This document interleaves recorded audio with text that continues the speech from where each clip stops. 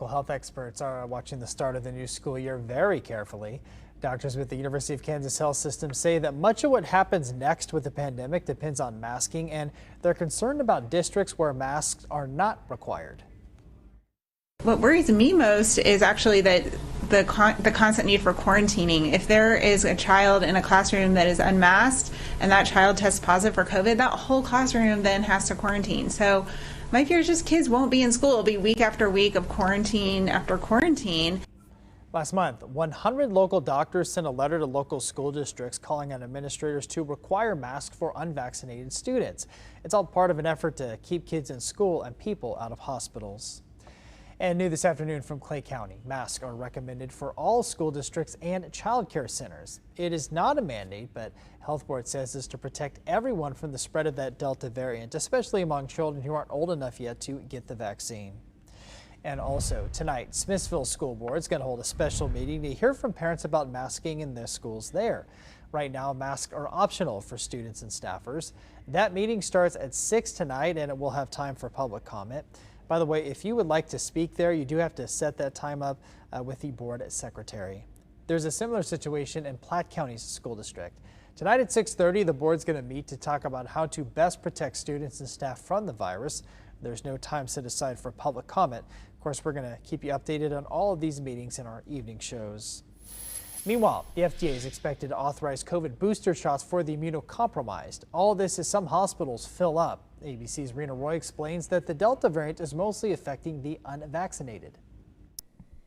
Immunocompromised Americans could be one step closer to extra protection from COVID-19. ABC News confirming that today the FDA will likely give emergency use authorization for a booster shot for them. The CDC confirms more than 1 million people have already reported getting a third shot, even without FDA authorization. Flight attendant Eric Astacan is participating in UC Davis's booster trial. You need to protect yourself, and right now the vaccination is the key aspect of our efforts to stem the pandemic.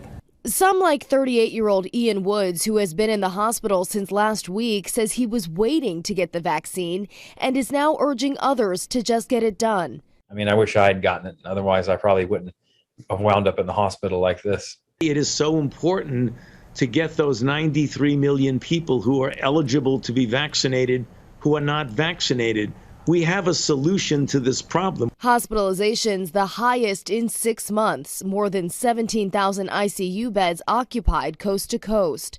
With a low vaccination rate, Tennessee is seeing available ICU beds disappear, but still, some anti-mask protesters demonstrating outside a board meeting in Williamson County heckled a healthcare professional wearing a mask to his car. We know. The school board later passing a school mask mandate despite the threats. In Florida, the federal government deployed 200 ventilators earlier this week, and doctors there say patients are younger, getting sicker at a more rapid rate, and staying on ventilators longer. As for those booster shots, a CDC advisory panel is expected to meet on Friday to discuss them.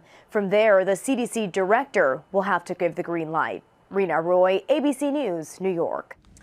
Meanwhile, we're keeping a close eye on COVID-19 case numbers. Missouri reported 3,300 new cases on Wednesday. The state's positivity rate is now at 14.5%. 2,700 new cases are being reported in Kansas. We'll get new numbers tomorrow. And the Kansas positivity rate's up to 10.7%, the highest it's been all summer. Also, a lab in Independence is seeing a spike in demand for a coronavirus test. Appointments are booked solid at any test now. The owner there says he hasn't seen demand like this since back in November and December. His staff's pulling extra hours just to meet all the demand. Last night I got home at 12:30. The night before I got home at 2:30. And then later on at night we would do all our regular paperwork that will go into the computer and things like that, because we just don't have enough time to do it because of the demand. The positivity rate at the lab is climbing. Right now, between 20 and 25% of the tests there are coming back positive. Meanwhile, Children's Mercy Hospital is going to change how it does coronavirus testing. Walk-in testing is no longer available.